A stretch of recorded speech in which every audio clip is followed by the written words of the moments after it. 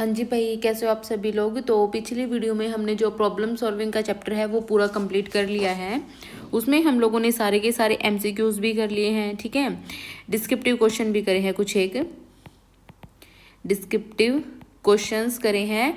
NCERT के complete question कर लिए हैं, ठीक है, विद सॉल्यूशन करे हैं सारे के सारे। तो अगर आपने वो दोनों वीडियो नहीं देखी है तो जाकर के पहले वो दोनों वीडियो देखो, देन इस वीडियो को देखना। अभी हम शुरू कर रहे हैं अपना पाइथन की पाइथन क्या होती है, कैसे पाइथन को हम रन करेंगे, प्रोग्राम कैसे पाइथन के रन करेंगे, कैसे पाइथन को इंस्टॉल करेंगे, वो सारी चीज़ें हम देखेंगे।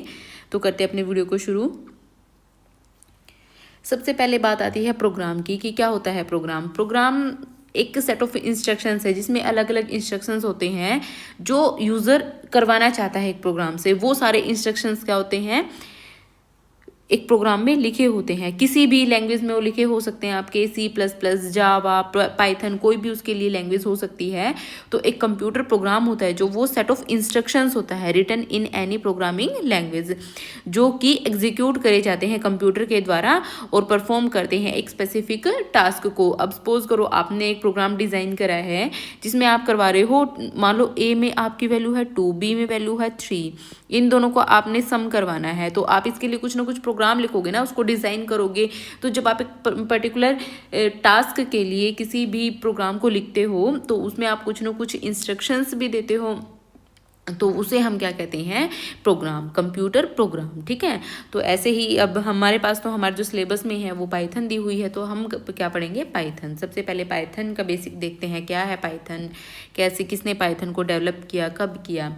तो पाइथन है जो वो एक इंटरप्रेटेड लैंग्वेज है, हाई लेवल लैंग्वेज है। हाई लेवल लैंग्वेज मतलब कि जो कि यूज़र को समझ में आती है, ठीक है। देन ये जो हमारी हाई लेवल लैंग्वेज है इसे किस में कन्वर्ट किया जाता है, मशीन कोड में, ठीक है। और जो हाई लेवल लैंग्वेज होती है वो यूज़र समझ सकता है। और इसे किसने डेवलप किया था, ग्यूडो वॉन रसम ने, कब, 1991 में। ये बहुत मतलब इजी लैंग्वेज भी है जो हमारी पाइथन है ना, बहुत इजी लैंग्वेज है। पाइथन का नाम पाइथन ही क्यों पड़ा, क्योंकि जो हमारा पाइथन होता है ना, पाइथन बोले तो अजगर, ठीक है, वो उसकी बॉडी बहुत फ्लेक्सिबल होती है। तो उसी तरीके से जो हमारी पाइथन लैंग्वेज है ये बहुत फ्लेक्सिबल है, बहुत इजी है, इसे कोई भी समझ सकता है। एक इंग्लिश लाइक लैंग्वेज है, ये इजी है, ठीक है। और पाइथन हमारी क्या है, एक केस सेंसिटिव लैंग्वेज भी है। मतलब कि पाइथन में अगर आपने यूज़ लिखा और यूज़ लिखा तो दोनों ही डिफरेंट है। मीन्स कि कैपिटल में और स्मॉल में जो अलग अलग चीज़ें हैं वो आपकी अलग अलग हैं, ठीक है। केस सेंसिटिव मतलब कि आपको वो ये नहीं है कि पाइथन इस ऑटोमेटिकली समझ लेगा कि कैपिटल भी सेम है, स्मॉल भी सेम है। पाइथन के लिए दोनों अलग अलग हैं, ठीक है। उसके बाद है कि पाइथन के साथ हमें काम करना है, ठीक है। पाइथन सबसे पहले हमें अपने कंप्यूटर में इंस्टॉल करनी पड़ेगी। इंस्टॉलेशन के लिए मैं आपकी सेपरेट वीडियो बना दूंगी पाइथन को इंस्टॉल करने के लिए, ठीक है। क्योंकि अभी हमारा जो पर्पज़ है इस वीडियो को करने का वो है हम एग्ज़ाम ओरिएंटेड अपनी वीडियो को कर रहे हैं, ठीक है। क्लास स्टडी के लिए अपनी वीडियो को कर रहे हैं। तो इंस्टॉलेशन के लिए मैं आप लोग के लिए सेपरेट वीडियो अपलोड कर दूंगी कल या परसों तक, ठीक है। तो देखते हैं नेक्स्ट फीचर्स क्या क्या है पाइथन के। मैंने बताया है अभी कि जो पाइथन है वो बहुत इजी है लैंग्वेज, लर्न करने में इजी है, समझने में इजी है, इंग्लिश लाइक लैंग्वेज है, ठीक है। तो जो पाइथन है, पाइथन के पास बहुत सारे कीवर्ड्स भी हैं। स्ट्रक्चर जो पाइथन की है वो सिंपल है। जैसे जैसे आप लैंग्वेज को पढ़ोगे ना, सीखोगे, तो आप खुद ही देखोगे कि पाइथन बहुत ईजी लैंग्वेज है। एक क्लियरली डिफाइंड सिंटेक्स है, सिंटेक्स है इसके पास, मतलब कि डिफाइंड सिंटेक्स है। आपको सिंटेक्स के लिए कोई भी ब्रेसेस नहीं देनी होती, आपको सिर्फ क्या देना है, सॉरी, इंडेंटेशन के लिए आपको ब्रेसेस नहीं देनी होती, ठीक है। ब्लॉक ऑफ कोड के लिए आपको सिर्फ क्या करना होता है, सिर्फ और सिर्फ आप इंडेंटेशन के लिए 4 बार स्पेस दबाओगे, ठीक है। 4 बार स्पेस दबा करके आप अपना जो एक ब्लॉक ऑफ कोड है वो शुरू कर सकते हो। उसके बाद है इजी टू रीड है, हम पाइथन को बहुत इजीली रीड कर सकते हैं। अलग अलग कलर्स हैं हमारे पाइथन में। आप जब पाइथन को लिखोगे करोगे ना तो आप लोगों को समझ में आएगा कि अलग अलग कलर्स भी हैं। जब आप IDLE पे पाइथन को रन करोगे ना प्रोग्राम्स को, तो वहाँ पे अलग अलग टाइप के कलर्स भी होते हैं, जिससे कि वो इजी होता है हमारे लिए समझना कि अब आप प्रिंट कमांड दे रहे हो, इफ़ कमांड दे रहे हो। अगर आप इफ़ लिखते हो तो वो एक ऑरेंज टाइप कलर का आता है, ठीक है। तो उसमें आपको समझ आ जाता है कि आपने इफ़ ठीक लिखा है या नहीं लिखा है। ईजी टू मेंटेन है हमारी पाइथन, बहुत ही इसे मतलब मेंटेन करना भी ईजी होता है दूसरी लैंग्वेजेस के कंपैरिजन में। अब ब्रॉड स्टैंडर्ड लाइब्रेरीज, बहुत बड़ी लाइब्रेरी है पाइथन के पास, ठीक है। जैसे कि आप कोई भी लाइब्रेरी डाउनलोड करके उसे अपने पाइथन में रन कर सकते हो। Pythons bulk of the library is very portable and cross platform, आप किसी भी प्लेटफॉर्म पे रन कर सकते हो पाइथन को। ये ज़रूरी नहीं है कि विंडोज़ में ही चलेगी या फिर यूनिक्स में ही चलेगी या मैकिन्टोश में ही चलेगी, आप इसे iOS में भी रन कर सकते हो, एंड्रॉयड में भी रन कर सकते हो। आप लोग अपने मोबाइल में ऐप डाउनलोड करो पाइथन का, आप वहाँ पर रन कर सकते हो इसे, ठीक है। क्रॉस प्लेटफॉर्म मतलब आप डिफरेंट डिवाइसेस में, डिफरेंट ऑपरेटिंग सिस्टम्स पे इसे रन कर सकते हो। इंटरेक्टिव मोड है, इंटरेक्टिव मोड में आप अपने कोड्स को है जो वो रन करके देख सकते हो। इंटरेक्टिव पता है किस तरीके से होता है कि आपका, अभी मैं आप लोगों को दिखाऊंगी जब आपके मोड्स आएंगे ना, कि किस तरीके से प्रैक्टिकल करके दिखाऊंगी कि कौन सा इंटरेक्टिव मोड होता है, कौन सा स्क्रिप्ट मोड होता है। इंटरेक्टिव मोड में क्या है कि आप अपने प्रोग्राम को टेस्ट कर सकते हो, सिर्फ एक ही लाइन का कोड इसमें लिखा जाता है, साथ के साथ आपका आउटपुट मिल जाता है उसमें, ठीक है। तो Python has port of N interactive mode which allows interactive testing and debugging of snippets of code, साथ के साथ आप टेस्ट कर सकते हो। पोर्टेबल है, Python can run on a variety of hardware platform and has the same interface on all platforms। आप different जो हार्डवेयर डिवाइसेस हैं उनके थ्रू इसे रन कर सकते हो, ठीक है। जैसे आप मोबाइल पे भी रन कर सकते हो, लैपटॉप पे भी रन कर सकते हो, कंप्यूटर पे भी रन कर सकते हो, इस तरीके से। और सभी में इसका जो इंटरफेस है वो सेम ही रहता है। नेक्स्ट आएगा हाउ टू डिस्प्ले डाटा। अगर हमें पाइथन में कोई भी अपना मैसेज प्रिंट करना हो तो उसे हम किसके थ्रू करेंगे, प्रिंट के थ्रू। प्रिंट में आपको ध्यान रखना है कि जो पी है वो स्मॉल में ही रहेगा, ठीक है। जैसे दूसरी लैंग्वेजेस में आप प्रिंट एफ करके भी प्रिंट करते हो अपना जो आउटपुट है उसे, लेकिन पाइथन में किस तरीके से होगा, वो सिंपल प्रिंट लिखा जाएगा और ये सारा का सारा किस में होगा, आपका स्मॉल में होगा। जैसे कि आपको एक हेलो वर्ल्ड प्रोग्राम लिखना है तो सबसे पहले हम अपने प्रोग्राम को देखते हैं किस तरीके से हम इसे रन करेंगे। अभी मैं आपको ना जुपिटर पे प्रोग्राम रन करके दिखा रही हूँ, जो इसके बाद मैं आपको एक बार इंटरेक्टिव मोड और स्क्रिप्ट मोड भी दिखा दूंगी, लेकिन जो हम अपनी पूरी प्रोग्रामिंग है वो जुपिटर पे ही रन करके देखेंगे, ठीक है। देखते हैं अपना प्रोग्राम रन करके। सबसे पहले हमें क्या लिखना है, प्रिंट देन हेलो वर्ल्ड। सबसे पहले हम किसी भी लैंग्वेज में जो भी प्रिंट करवाते हैं वो हम हेलो वर्ल्ड ही प्रिंट करवाते हैं जनरली। तो ये देखो अब हम इसे रन करेंगे तो हमें दिख जाएगा अपना आउटपुट। देखो ये आ गया ना आप लोगों का हेलो वर्ल्ड, ये आपका क्या आ गया, आउटपुट आ गया। तो हम जब भी हमें अपना मैसेज डिस्प्ले करवाना हो तो हम उसे किसके थ्रू करवाएंगे, प्रिंट के थ्रू, ठीक है। देन उसके बाद आता है modes of working in Python. Modes of working in Python कौन कौन से हैं, interactive mode, script mode. Interactive mode कौन सा होता है, स्क्रिप्ट मोड कौन सा होता है। इंटरेक्टिव मोड होता है, अभी मैं पहले आपको करके दिखा देती हूँ एक बार, देन फिर हम इसको देखते हैं कि क्या होता है इंटरेक्टिव मोड और क्या होता है स्क्रिप्ट मोड। तो अभी हम देखते हैं हमारा पाइथन है जो, उसमें कौन सा हमारा जो इंटरेक्टिव मोड है और कौन सा स्क्रिप्ट मोड है। देखो जो ये हमारा दिख रहा है ना, ये हमारा होता है इंटरेक्टिव मोड। इसमें देखो जैसे ही आप एक लाइन लिखो, जैसे आपने 2+3 लिखा तो वो आपका एग्जीक्यूट होके साथ के साथ आ जाएगा। इसमें आप एक से ज्यादा लाइन का प्रोग्राम नहीं लिख सकते। आप जैसे ऐसे आपने 5+6 लिख दिया तो जैसे ही आप एंटर दबाओगे वैसे ही आपका जो आउटपुट है वो प्रिंट हो जाएगा।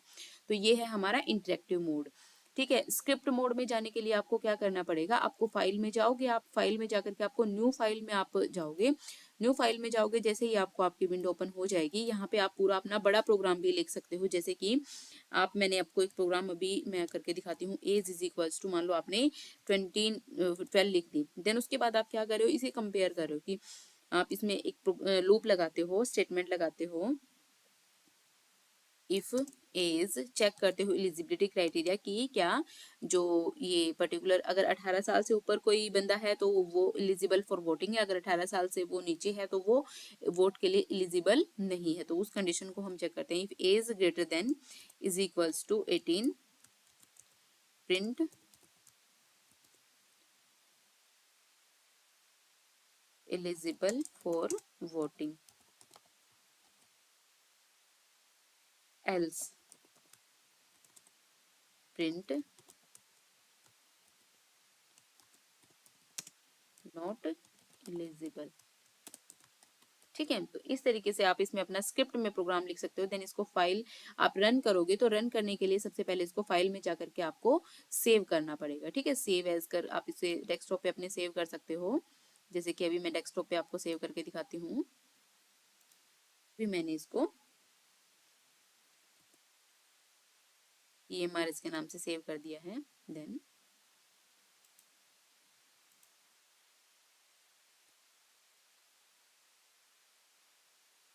अभी हम इसे रन कर सकते हैं। रन, ठीक है। तो नॉट एलिजिबल, देखो जो हमारा आउटपुट है वो हमें किस में दिखाया गया है, इंटरेक्टिव मोड में, और जो हमारा कोड हमने लिखा था वो किस में लिखा था, स्क्रिप्ट मोड में। तो यही हमारा डिफरेंस है इंटरेक्टिव मोड और स्क्रिप्ट मोड में। जो स्क्रिप्ट मोड है उसमें हम पूरा, इसको आप इस तरीके से भी याद कर सकते हो कि जब हमें पूरी की पूरी स्क्रिप्ट लिखनी है तो वो हम किस में करेंगे, स्क्रिप्ट मोड में।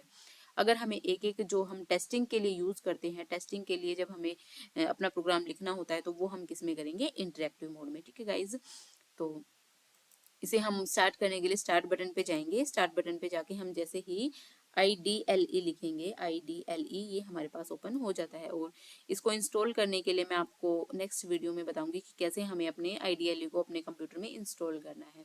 ठीक है गाइस, तो आगे देखते हैं अब।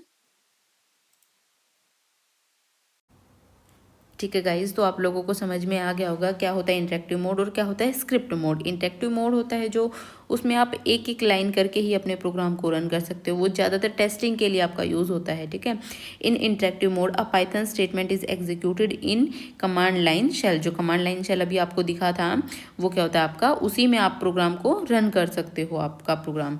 It provides instant feedback for each statement. अभी आपने देखा होगा कि आप हर एक स्टेटमेंट का इंस्टेंट फीडबैक ले पा रहे थे। ठीक है, हर एक स्टेटमेंट को आप साथ के साथ उसका आंसर्स, उसका प्रिंट है जो उसका रिजल्ट है वो आपको साथ के साथ मिल रहा था, while keeping prior statement in memory. Script mode है, जो स्क्रिप्ट मोड देखो नाम में बताता है इसका, स्क्रिप्ट मोड एक स्क्रिप्ट के तरीके से आपका प्रोग्राम सेव रखेगा। ये भी मैंने अभी आपको दिखाया है कि किस तरीके से आप अपने प्रोग्राम को जो है सेव करके उसे रन कर सकते हो। ठीक है, वो एक कंप्लीट आपकी स्क्रिप्ट हो जाती है। The instructions are saved in a file. जो आपकी इंस्ट्रक्शंस है वो फाइल में सेव हो जाएंगी और उनकी एक्सटेंशन क्या होगी, .py होगी। उसके बाद आते हैं कैरेक्टर सेट। क्या होते हैं कैरेक्टर सेट? कैरेक्टर सेट जो कि आपकी किसी भी प्रोग्रामिंग लैंग्वेज द्वारा रिकॉग्नाइज करे जाते हैं। जैसे कि आपने ए लिखा, इसे आपकी पाइथन समझ रही है ना कि आपने ए लिखा है, ज़ीरो लिखा, ज़ीरो आपकी पाइथन को समझ में आ रहा है ना, जो आपका शेल है उसे समझ में आ रहा है कि आपने ज़ीरो लिखा है। तो जब आप इन सभी को इकट्ठा करते हो, एक character set is a collection of valid characters. जो वैलिड कैरेक्टर्स होते हैं जो कि किसी लैंग्वेज के द्वारा समझे जाते हैं, जो लैंग्वेज उन्हें समझ पाती है। अभी जैसे आप लोग हो, आप लोग हिंदी को समझते हो ना, हिंदी को समझते हो, इंग्लिश को समझते हो। ठीक है, इसमें जो भी आपके इंग्लिश में आपका ई यूज़ हो रहा है तो ई क्या है, कि कैरेक्टर है। ठीक है, अभी आप कुछ भी यूज़ करोगे, मान लो आप चाइना का कोई वर्ड ले आओ, ठीक है, वो चाइना का वर्ड अभी कुछ भी वो कैसे ये उर्दू में लिखा होता है, ये सब वो सब, ठीक है, तो वो आप लोगों को समझ में नहीं आएगा ना, तो वो आपकी जो है इंग्लिश का कैरेक्टर नहीं है। तो कैरेक्टर्स क्या होते हैं, जो भी किसी लैंग्वेज के द्वारा समझे जाते हैं। ठीक है, एक सेट होता है वो उनका। Python language recognise the following characters as valid. Python कौन कौन से कैरेक्टर्स को रिकॉग्नाइज कर पाती है, जैसे लेटर्स हो गए हमारे A to Z स्मॉल में भी और कैपिटल में भी, डिजिट्स हो गए 0 to 9, स्पेशल सिम्बल्स हो गए, स्पेशल सिम्बल्स में प्लस, आपका @ नॉट इक्वल्स टू, ये सब हो जाते हैं। ठीक है, वाइट स्पेसिस, ये सारे के सारे वाइट स्पेसिस आपका आगे समझ में आएगा। जो ये होता है आपका नेक्स्ट लाइन में जाने के लिए होता है, और T होता है आपका टैब के लिए। नेक्स्ट है हमारा टोकन्स। टोकन्स क्या होते हैं, टोकन्स होते हैं स्मॉलेस्ट इंडिविजुअल यूनिट। किसी भी लैंग्वेज की जो स्मॉलेस्ट इंडिविजुअल यूनिट होती है ना, वो होते हैं हमारे टोकन्स। टोकन्स हमारे कौन कौन से होते हैं, जैसे कीवर्ड हो गए, आइडेंटिफायर हो गए, डेलीमीटर हो गए, लिटरल हो गए, ऑपरेटर हो गए। अभी हम इन्हें एक एक करके देखेंगे कि कौन कौन से होते हैं। देखो मैं आपको बता देती हूँ मोटा मोटा। जो कीवर्ड होते हैं ना, कीवर्ड किसी भी लैंग्वेज के जो स्पेशल रिजर्व वर्ड्स होते हैं, ये जिनका किसी भी लैंग्वेज में स्पेशल मीनिंग होता है, ये किसी और जगह आप यूज़ नहीं कर सकते, ये स्पेशल मीनिंग के लिए ही यूज़ करे जाते हैं। ठीक है, जैसे कि फॉर हो गया, वाइल हो गया, एल्स हो गया, इफ़ हो गया। जैसे मैं आपको दिखा देती हूँ अभी,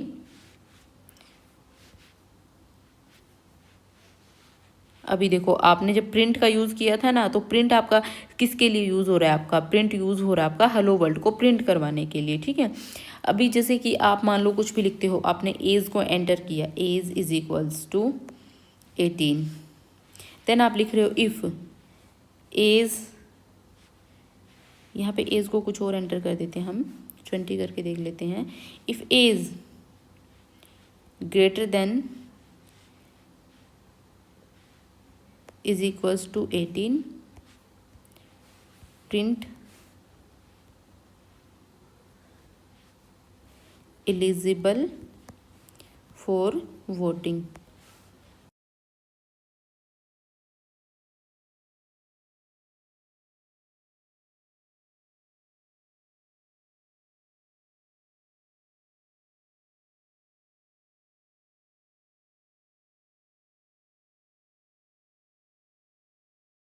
स्पेशल मीन किसी पर्टिकुलर मीनिंग के लिए यूज़ हो रही है, कि कंडीशन के लिए यूज़ हो रही है। जैसे इफ़ है, अगर आपका ये ट्रू हो जाता है तो ये वाला प्रिंट होगा, एल्स है देन ये ट्रू हो जाता है तो आपका ये वाला प्रिंट होगा। तो इनका स्पेशल मीनिंग है पाइथन के इंटरप्रेटर के लिए, ठीक है। तो देखो ये आ गया ना, इसका आउटपुट एज 20 थी तो क्या है वो, उसका आउटपुट एलिजिबल फॉर वोटिंग। तो इस तरीके से हमारे जो कीवर्ड्स हैं इनका स्पेशल मीनिंग होता है किसी भी लैंग्वेज में।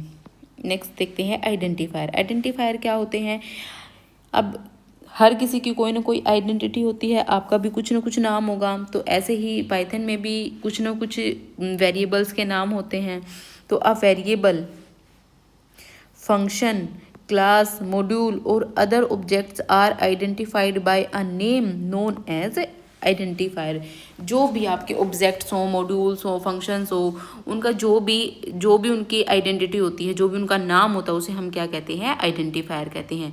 इनको लिखने के कुछ रूल्स होते हैं। इनको लिखने के सबसे पहला रूल है कि जो आपके आइडेंटिफायर हैं वो उनका फर्स्ट जो कैरेक्टर होगा वो हमेशा क्या होना चाहिए, अल्फ़ाबेट से शुरू होना चाहिए या फिर अंडरस्कोर से शुरू होना चाहिए।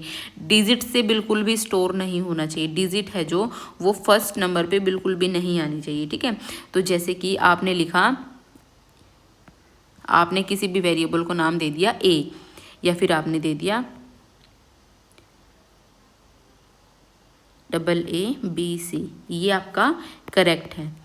लेकिन अगर आप किसी वेरिएबल को नाम दे रहे हो 9AABC, तो ये आपका क्या हो जाएगा, गलत हो जाएगा। हाँ, इसकी जगह आप ऐसे आपने कर दिया 9ABC, देन ये आपका क्या हो जाएगा, करेक्ट हो जाएगा। Keywords can not be used as variables. जो कीवर्ड्स हैं, जो अभी जिनका स्पेशल मीनिंग था पाइथन के लिए, इंटरप्रेटर के लिए, तो उन्हें हम एज वेरिएबल्स यूज़ नहीं कर सकते, ठीक है। एज आइडेंटिफायर हम यूज़ नहीं कर सकते। फर्स्ट कैरेक्टर है जो वो डिजिट नहीं होना चाहिए, ये मैंने आपको बताया ही है अभी। Special characters including white spaces are not allowed. Special characters हैं जो वो इसमें नहीं अलाउड होते हैं एक्सेप्ट अंडरस्कोर। जैसे कि देखो ये कुछ मैंने आपके वैलिड और इनवैलिड लिखे हैं इसमें। माई फाइल है, जैसे ये बिल्कुल करेक्ट है, ये भी करेक्ट है, ये भी करेक्ट है क्योंकि बीच में है ये और बाद में है आपकी डिजिट, ठीक है। डिजिट बाद में है, ये भी करेक्ट है। शुरू किससे है, आपका कैरेक्टर जो अल्फ़ाबेट से उससे शुरू है ना, अंडरस्कोर से शुरू है, ये भी बिल्कुल करेक्ट है, ये भी बिल्कुल करेक्ट है। लेकिन आपका स्पेशल जो है, स्पेशल कैरेक्टर नहीं आने चाहिए। ब्रेक है, जो ब्रेक हमारा कीवर्ड है, तो ये भी अलाउड नहीं है। माई डॉट फाइल, डॉट अलाउड नहीं है। स्पेशल कैरेक्टर्स अलाउड नहीं है एक्सेप्ट अंडरस्कोर। डिजिट से शुरू नहीं होना चाहिए। वाइट स्पेस भी अलाउड नहीं है। नेक्स्ट है लिटरल्स। लिटरल्स क्या होते हैं, देखो लिटरल्स एक टाइप का डाटा आइटम होता है जिसमें कि फिक्स वैल्यू होती है आपकी एक सर्टेन डाटा टाइप की। जैसे कि स्ट्रिंग लिटरल्स हैं आपके। स्ट्रिंग किस तरीके से लिखी जाती हैं, इस तरीके से, जो भी इसके अंदर होगा, हेलो वर्ल्ड लिखा हुआ जैसे, तो ये आपका क्या है, स्ट्रिंग लिटरल है। इसकी जगह मान लो आपको ऐसे लिखा होता हेलो, तो ये क्या है, लिस्ट लिटरल है, ठीक है। इस तरीके से ये होते हैं। तो न्यूमेरिक लिटरल जैसे 3.14 है, ये आपका डिजिट्स में है ना, तो ये किसमें, न्यूमेरिक्स में, नंबर्स में है, तो आपका क्या होगा, न्यूमेरिक लिटरल्स। बुलियन लिटरल्स जैसे कि ट्रू फॉल्स दिए हुए हैं आपके, ये किस में आते हैं, बुलियन में। जो नन वैल्यू होती है आपकी, नन वैल्यू, ये आपका किस में आएगा, नन लिटरल में। None is different from zero. None और जीरो दोनों ही अलग अलग होते हैं आपके, ये सेम नहीं होते हैं, ठीक है। ज़ीरो मतलब ज़ीरो और नन मीन्स नन। डेफिनेशन देखते हैं। Literals are data items that have a fixed value for a certain data type such as number, string, boolean और नन। अभी आप लोग कुछ लोग कहोगे कि मैम आपने प्रोग्राम तो रन करके कि दिखाया है, तो हम धीरे धीरे अभी एक बार बेसिक कर लेते हैं, देन उसके बाद हम धीरे धीरे प्रोग्राम्स को भी रन करके देखेंगे एक एक करके। उसके बाद ऑपरेटर्स एंड ऑपरेंड्स। ऑपरेटर्स क्या होते हैं? ऑपरेटर्स जो आपके बीच में लिखे होते हैं, जैसे अभी आपका 50 + 20 लिखा है, तो ये आपका क्या है? ऑपरेटर, और ये दोनों क्या हैं आपके? ऑपरेंड्स। अलग अलग टाइप्स के आपके ऑपरेटर्स और ऑपरेंड्स होते हैं, तो देखते हैं कौन कौन से ऑपरेटर्स और ऑपरेंड्स है। सबसे पहले आएगा अर्थमेटिक ऑपरेटर। अर्थमेटिक ऑपरेटर में जो हमारे कौन कौन से फंक्शंस है वो भी हम देखते हैं। एडिशन है, एडिशन का मतलब आप किसी भी दो नंबर्स को ऐड करो, 5 + 2 7। सब्ट्रैक्शन है, सब्ट्रैक्शन का सिंबल ये रहता है 5 - 2 3। मल्टीप्लिकेशन के लिए आपका स्टार यूज़ होता है, मल्टीप्लिकेशन जैसे 5 * 2 मतलब 10 मल्टीप्लाई कर दोगे। डिवीज़न है, जो डिवीज़न के लिए 5/2। अब देखो डिवीज़न में और फ्लोर डिवीज़न में आपको फ़र्क समझना है। 5/2 लिखा हुआ है, तो जो आपका डेसिमल में भी आएगा, जैसे अब 5 2 2 2 ज़ा 4, देन 1, देन पॉइंट, यहाँ पे आप 0 लिखोगे, 2 5 ज़ा 10, तो आपका रिजल्ट क्या आया? 2.5। तो आपने पूरा का पूरा वो लिख दिया जब तक हमने सोल्व किया, जब तक कि हमारा रिमाइंडर 0 नहीं आया। और फ्लोर डिवीज़न में क्या करते हैं हम लोग, जैसे कि हमने 5 को डिवाइड करना शुरू किया 2 से, 2 2 ज़ा 4, देन जैसे ही हमारा रिमाइंडर है वहीं पे हम रुक जाएंगे, ठीक है। यहाँ पे आगे फर्दर डिवाइड नहीं हो रहा, तो जो हमारा फ्लोर डिवीज़न में आएगा वो हमारा क्या आएगा? सिर्फ ये वाला आएगा, क्वोशंट आएगा, ठीक है। तो 5/2, तो ये हमारा सिंपल ये आ जाएगा, ठीक है, जो कि हमारी नॉर्मल इंटीजर फॉर्म में होता है।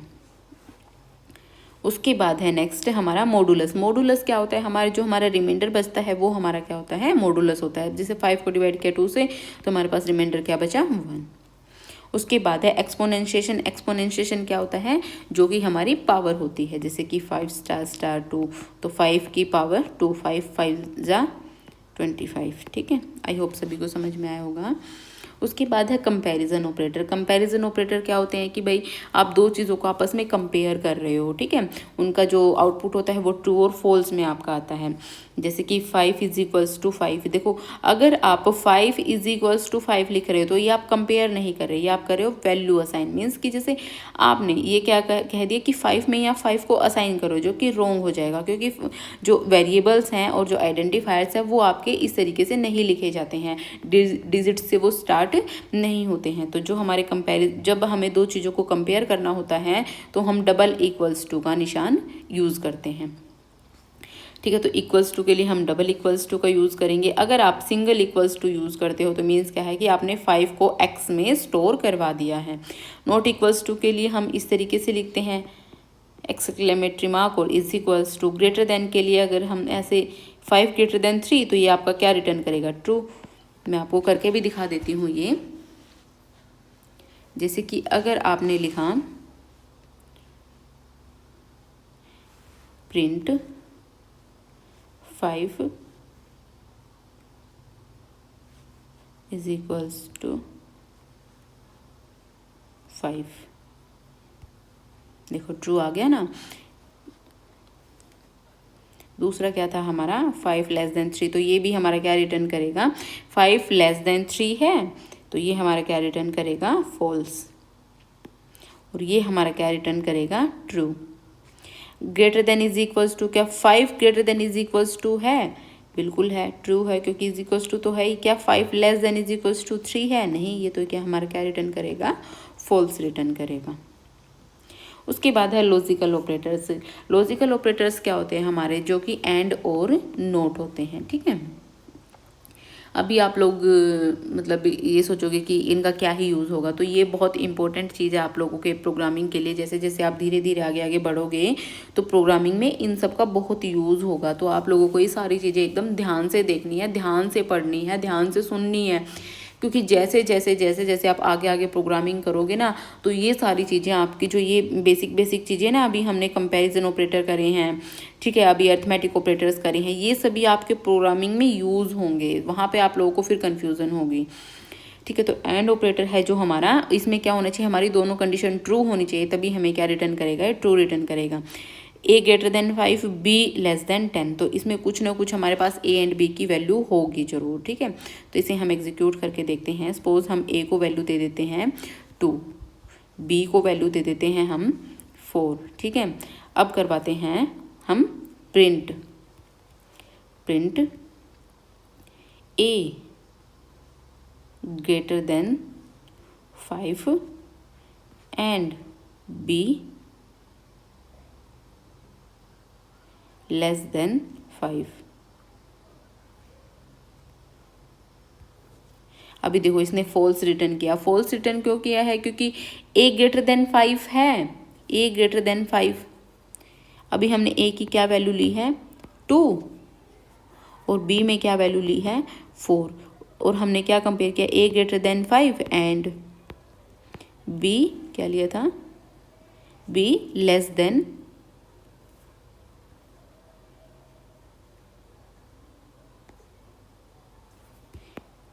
ए में क्या लिया था ए इज इक्वल्स टू 2। चलो हम अपनी तरफ से कुछ भी ले लेते हैं। बी इज इक्वल्स टू 4 और कंपेयर क्या किया था हमने? प्रिंट क्या करवाया था? A greater than 5 and B less than 5, ठीक है। तो ए में हमारे पास क्या वैल्यू है 2, ठीक है, 2 ग्रेटर देन 5 एंड बी में हमारे पास क्या वैल्यू है 4, 4 लेस देन 5। तो ये क्या रिटर्न करेगा? 2 ग्रेटर देन 5, ये तो फॉल्स रिटर्न करेगा। एंड 4 लेस देन 5, बिल्कुल ये तो हमारा क्या रिटर्न करेगा? ट्रू रिटर्न करेगा। तो फॉल्स एंड ट्रू हमारा एंड क्या करेगा? रिटर्न फॉल्स, क्योंकि जो हमारी एंड की कंडीशन होती है वो क्या कंडीशन होती है एंड की? जब हमारी दोनों वैल्यू ट्रू होंगी तो ही हमें ट्रू रिटर्न करेगा, ठीक है। एक भी अगर फॉल्स हो गई तो हमें फॉल्स रिटर्न करेगा, ठीक है। अगर दोनों फॉल्स होंगी तो फिर तो फॉल्स ही रिटर्न करता है, ठीक है।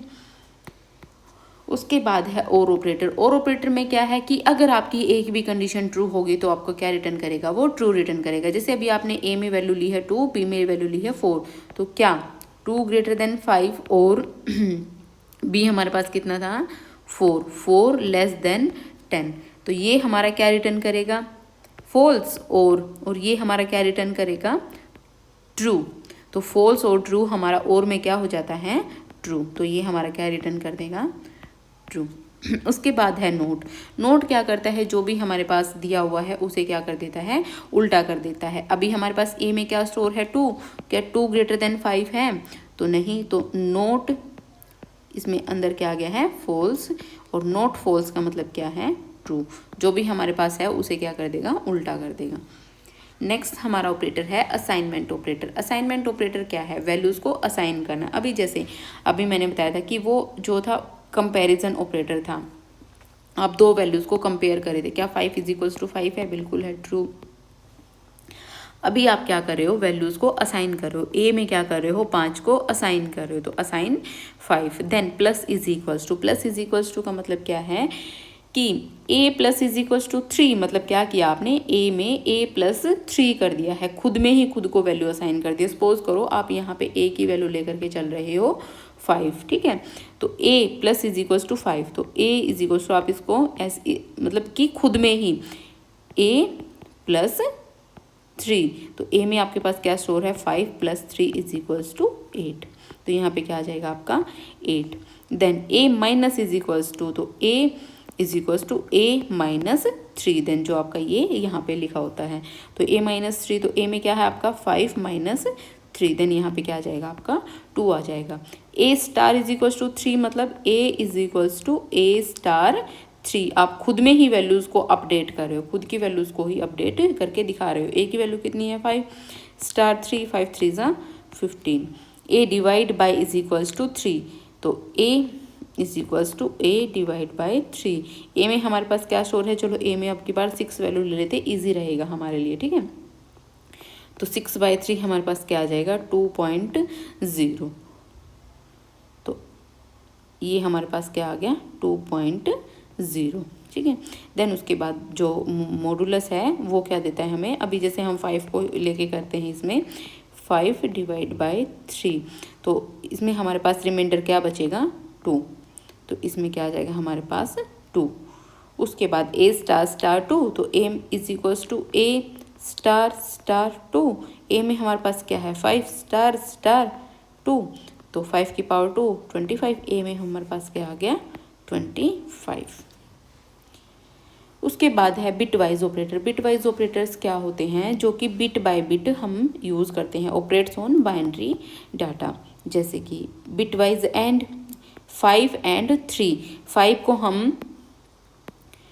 को हम बाइनरी में क्या लिखेंगे, तो 4 0 1, ठीक है। और 3 को क्या लिखेंगे 0 1 1। इन दोनों का एंड करेंगे तो क्या होगा 1 0 0 1 0 क्या होता है हमारे पास एंड में 0 0 1 क्या होता है 0, और 1 क्या होता है हमारे पास 1। तो ये हमारे पास क्या आ गया 1। बिटवाइज और भी सेम ही होता है, ठीक है। तो इसमें ये आधा दिया हुआ है, तो इसको छोड़ देते हैं। इसी से करते हैं बिटवाइज और को भी 1 0 1 और 0 1 1। तो 1 0 क्या होगा और में 1 0 1 1 और 1 और 1 1। तो ये हमारा हो जाएगा और में, ठीक है। तो 4 और 2 6 और 1 7। यहाँ पे क्या आ जाएगा हमारे पास 7। उसके बाद नेक्स्ट देखते हैं बिटवाइज एक्सोर। एक्सोर की प्रॉपर्टी क्या रहती है, जब भी आपकी डिफरेंट बिट्स होंगी ना, देखो जैसे एक्सोर की प्रॉपर्टी क्या रहती है 0 0 आपका क्या रहेगा, जब सेम है तो आपका 0 रहेगा, जब आपका डिफरेंट होगा तो आपका 1 आ जाएगा, ठीक है। तो इस तरीके से तो 5 हमारा क्या हो जाएगा, तो 5 हमारा क्या हो जाएगा 5 4 0 1, ठीक है। तो 5 हो गया। और 3 हमारा क्या होगा 0 1 1, ठीक है। तो जब हम इनका एक्सोर करेंगे तो वो क्या होगा, इन दोनों ये डिफरेंट बिट है तो ये हमारे क्या हो जाएंगे 1 हो जाएंगे, ये भी दोनों डिफरेंट है तो 1 होगी, और जो सेम है वो हमारी क्या होगी 0 होगी। तो ये हमारा कितना हो गया 4 और 2 6। नेक्स्ट हमारा आएगा बिटवाइज नोट। बिटवाइज नोट किस तरीके से सोल्व होगा, देखो ये थोड़ा सा ना आपका 1s और 2s कॉम्प्लीमेंट में चला जाएगा। 2s कॉम्प्लीमेंट होता है ना हमारा, वो दिखाता है नेगेटिव नंबर्स को। तो इसको हमें मतलब मैं आपको शॉर्टकट बता देती हूँ इसका, पाइथन में हमें किस तरीके से सोल्व करना है ये। इसको हम क्या लिखेंगे, जो हमें एक्स अब हमारे पास क्या दिया हुआ है -5, देन इसे हम क्या करेंगे, जो इसका सॉल्यूशन होगा वो होगा -x + 1। तो x हमारे पास क्या दिया हुआ है 5 + 1 करेंगे तो इसमें क्या हो जाएगा ये हमारे पास -6, ठीक है। तो इस तरीके से ये हमें सोल्व करना पड़ेगा, ओके। उसके बाद है लेफ्ट शिफ्ट, क्योंकि जब इसे अगर आप सोल्व करोगे ना तो 5 किस तरीके से जाएगा 1 0 1, तो देन इसको आपको 8 बिट में कन्वर्ट करना पड़ेगा। 8 बिट में ये इस तरीके से होगा 3 3 0 0, देन इसको आप फिर से कन्वर्ट करोगे 1 1 1 1 1 0 1 0 इस तरीके से। देन फिर आपको इसका ये 2s कॉम्प्लीमेंट में चला गया है, देन इसको फिर डिजिट्स में कन्वर्ट करना पड़ेगा, तो थोड़ा सा टफ हो जाएगा। तो अब जो शॉर्टकट है इसका वो इसी तरीके से आपको फॉलो करना है, ठीक है। अब उसके बाद है लेफ्ट शिफ्ट। लेफ्ट शिफ्ट क्या होगा कि आपको लेफ्ट शिफ्ट करना है, जो अब 5 दिया हुआ है, जैसे 5 का क्या होगा 1 0 1, तो इसको एक आपको क्या करना है लेफ्ट शिफ्ट, मतलब कि जो 0 1 2 पोजीशन पे है ये, तो जो 2 है हमारे ये एक इधर शिफ्ट हो जाएगा 3 पोजीशन पे आ जाएगा, ठीक है। तो 1, देन उसके बाद सेकंड पोजीशन पे हमारा क्या आ जाएगा 0, और फर्स्ट पोजीशन पे हमारा क्या आ जाएगा 1, और जो हमारा 0th पोजीशन पे है वो हम क्या कर देंगे एक 0 को ऐड कर देंगे। तो अब ये हमारा क्या बन गया, तो अब ये हमारा जाएगा 2 की पावर में, 2 की पावर 0 मतलब 0, 2 की पावर 1 मतलब 2, एंड 2 की पावर 3 मतलब 3 × 0 मतलब 0 प्लस प्लस, और 2 की पावर 3 मतलब 8 8 + 2 मतलब क्या हो जाएगा हमारे पास 10, ठीक है। उसके बाद राइट शिफ्ट करना है। राइट शिफ्ट अब 1 0 1 है, इसको राइट शिफ्ट कर दो, मतलब कि जो 0 1 2 है तो जो लास्ट वाला है इसको आप हटा दो, और जो 1, क्योंकि 1 शिफ्ट करना है ना हमें राइट शिफ्ट, तो उसके बाद जो 1 पोजीशन पे उसे किस पे ले आओ 0 पोजीशन पे, यहाँ पे 0 आ जाएगा, और 1 पोजीशन पे हमारा 2 वाला आ जाएगा तो 1 आ जाएगा। अब तो ये क्या बन गया हमारे पास 2, ठीक है। इस तरीके से ये हमें सोल्व करना है। उसके बाद है मेंबरशिप ऑपरेटर। मेंबरशिप ऑपरेटर क्या होते हैं, used to test whether a value is present in a sequence, कि क्या जो पर्टिकुलर वैल्यू है वो हमारे सीक्वेंस में है या नहीं है। अब ए इन एप्पल, क्या ए हमारा एप्पल में है? बिल्कुल है, तो कंडीशन क्या होगी? ट्रू। नोट इन, नोट इन का मतलब है क्या है कि क्या वो उसमें नहीं है? एक्स नोट इन एप्पल, क्या एक्स हमारा एप्पल में है? नहीं है, तो कंडीशन क्या होगी? ट्रू होगी। उसके बाद है आइडेंटिटी ऑपरेटर। आइडेंटिटी ऑपरेटर क्या है? जो कि हमारी मेमोरी लोकेशंस को बताते हैं, ठीक है। Use to compare memory locations, not values, values को ये हमारे नहीं दिखाते हैं। जैसे इज हो गया हमारे पास। True if both refer to same object, अगर दोनों ही सेम ऑब्जेक्ट को रेफर करें तो हमारा क्या होगा? इज यूज होगा। इज नोट अगर वो दोनों के दोनों सेम ऑब्जेक्ट को रेफर नहीं करे तो फिर हमारा किस चीज़ का यूज होगा? इज नोट का। जो इज इक्वल्स टू है वो किसको करता है? वैल्यूज को कंपेयर करता है। जो इज है कंपेयर्स मेमोरी एड्रेस, जैसे कि मान लो आपके पास अभी 2 स्टोर है, 2 आपकी मेमोरी में 101 नाम के एड्रेस पे स्टोर है, ठीक है। तो ये आपका जो एड्रेस है उसको कंपेयर करता है, ठीक है। कि क्या अब मान लो आप 2 को एक और 2 लिख दो, x इज इक्वल्स टू 2 लिख दिया आपने, y इज इक्वल्स टू 2 लिख दिया, क्या x इज y? बिल्कुल x इज y है, क्योंकि दोनों ही सेम लोकेशन को रेफर करेंगे, तो x इज y, बिल्कुल यस। तो इस तरीके से हमारा क्या है? आइडेंटिटी ऑपरेटर यूज़ होता है, जो कि मेमोरी लोकेशन को कंपेयर करता है। उसके बाद है पाइथन ऑपरेटर की जो प्रेसिडेंसी है वो आएगी कि पाइथन ऑपरेटर में पहले कौन सा इवेलुएट होगा, देन कौन सा इवेलुएट होगा, किसकी हायर प्रेसिडेंसी है, किसकी लोअर प्रेसिडेंसी है। सबसे पहले पेरेंथेसिस आती हैं, पेरेंथेसिस को हम इवेलुएट करेंगे, देन आपकी एक्सपोनेंशिएशन आएगी, एक्सपोनेंशिएशन को प्रेफरेंस देंगे, एक्सपोनेंशिएशन मतलब पावर। फिर आएंगे आपके यूनरी ऑपरेटर्स, यूनरी ऑपरेटर्स मतलब कि जो सिंगल ऑपरेटर्स हैं, जैसे कि -x है ना, इस तरीके से bitwise not, unary plus minus bitwise not. फिर आएंगे आपके multiplication, division, floor division, modulus operators, फिर इनकी प्रेसिडेंसी आएगी। देन उसके बाद आएगी एडिशन और सब्ट्रैक्शन की। देन आपका आएगा बिटवाइज शिफ्ट की, कौन सा जो भी हमने शिफ्ट करके देखे हैं।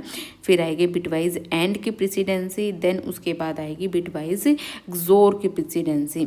उसके बाद आएगी बिटवाइज और की प्रेसिडेंसी। देन कंपैरिजन ऑपरेटर्स आएंगे हमारे, less than is equals to, less than is equals to, greater than is equals to, not equals to, वो सब। उसके बाद फिर आएगा logical, not and or. Not and or में कंफ्यूज नहीं होना, इसको किससे याद कर लो? NAO, नाओ, मतलब कि जो आप बचपन में नाव चलाते थे ना, इस तरीके से याद कर सकते हो। मतलब कि पहले नोट इवेलुएट होगा, देन एंड, फिर और। उसके बाद है असाइनमेंट ऑपरेटर। असाइनमेंट ऑपरेटर जो भी हमने करे हैं कि वैल्यूज को हम खुद को ही असाइन कर रहे हैं उन्हें इवेलुएट करके। देन उसके बाद आएंगे हमारे पाइथन कमेंट्स। पाइथन कमेंट्स क्या होते हैं? जिन्हें कि हमारा जो इंटरप्रेटर है वो इग्नोर कर देता है वाइल एग्जीक्यूटिंग आवर प्रोग्राम। इन्हें हमारा इंटरप्रेटर है वो इग्नोर कर देता है, क्योंकि ये एग्जीक्यूट नहीं किए जाते। सिर्फ किस लिए लिखे जाते हैं? जो कि प्रोग्रामर है उसको प्रोग्राम को समझने में ईजी हो। कई बार ऐसा भी होता है, अभी तो हम छोटे छोटे प्रोग्राम करें कि बहुत बड़ा प्रोग्राम है हमारे पास, हमने पूरा प्रोग्राम तो लिख दिया, कई बार खुद को भी याद नहीं रहता है कि प्रोग्राम में हमने क्या किया था। तो कमेंट्स जब हम ऐड कर देते तो उससे क्या होता है कि प्रोग्राम को रिकॉल करना इजी रहता है। या फिर कई बार ऐसा होता है बहुत बड़े बड़े प्रोग्राम्स में कि भाई एक बंदे ने कुछ प्रोग्राम लिखा है, देन दूसरे बंदे ने आके नेक्स्ट शुरू कर दिया, तो उससे क्या है कि जो नया बंदा है उसको भी समझने में ईजी रहता है कि ये प्रोग्राम किस लिए, कौन से, क्या जो आपका लूप है वो एग्जीक्यूट करा गया, क्यों लिखा गया, ये लूप क्यों बनाया गया है। तो इसलिए हमारे पाइथन कमेंट्स वो यूज़ होते हैं। सिंगल लाइन कमेंट्स भी होते हैं, इन लाइन कमेंट्स भी होते हैं, मल्टी लाइन कमेंट्स भी होते हैं। तो इन जो कमेंट्स, इसे आगे जो फर्दर हैं हम नेक्स्ट वीडियो में करेंगे। तब तक के लिए आप लोग इस वीडियो को कंप्लीट करो और जितने भी ऑपरेटर्स हैं मैंने आपको समझाए हैं उन पे आप क्वेश्चंस को सोल्व करो। मैं आपको क्वेश्चन की जो लिस्ट है वो डिस्क्रिप्शन बॉक्स में अभी आपको दे दूँगी, सॉरी कमेंट बॉक्स में दे दूँगी, तो आप उन क्वेश्चंस को जरूर सोल्व करके देखना और कमेंट बॉक्स में ही उनका आंसर्स ज़रूर देना। तो ठीक है guys, bye bye, take care.